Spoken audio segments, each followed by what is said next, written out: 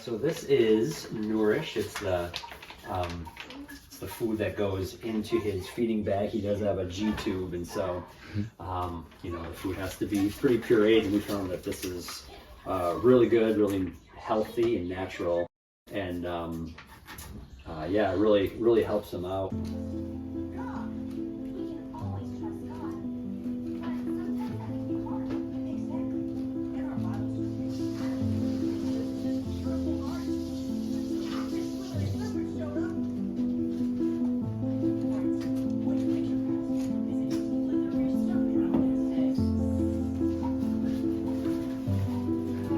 Before David's Refuge, I probably maybe did something for myself, but can't really pinpoint what it was or if it even really mattered. You know, it was just basically survival mode because we didn't really know what we were doing, just trying to get through each day, and which is really no way to live.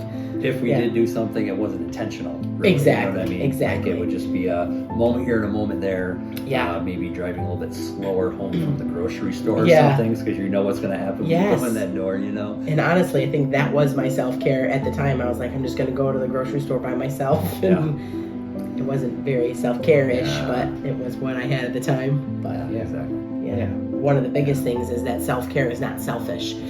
That caring for yourself as an individual, as a couple, really impacts your family. You can't pour from an empty cup. And so you need to fill your cup in some way, whatever that is. And like I alluded to earlier, you know, there's a lot of parent guilt. I'm a mother, so I have mom guilt. I don't know if that's the same for fathers, probably but not the same, but still, yeah, it's still there a little bit. But you know, you if you do something for yourself, you think, oh, what am I not doing for them?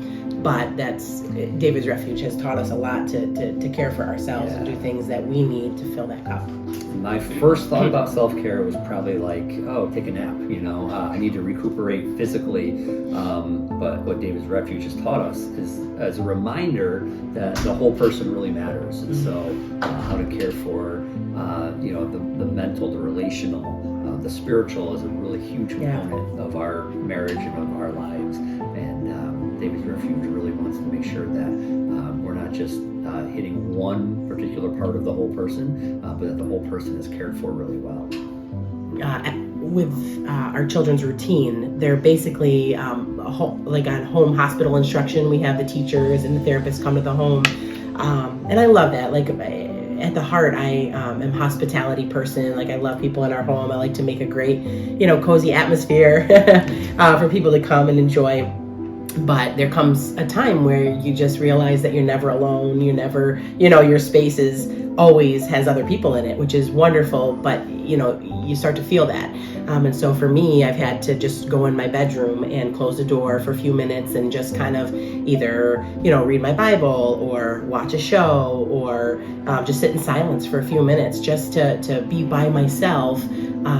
And just kind of shut out, you know, everything. One of the ways that I practice self-care is by hiking and just being in the outdoors and feeling like, oh, I feel bad that I'm doing this for myself, but then realizing that this is how I recharge, and if I'm not charged, then I can't help around the house, and my kids will suffer if I'm drained of my energy. And so you know, sometimes Daidra comes along on those hikes, and a lot of times she doesn't, but I always feel like I'm released to do that, and to realize that there's an intentionality behind that, not just, hey, go have fun, but to recharge and know that that's the best thing for our family.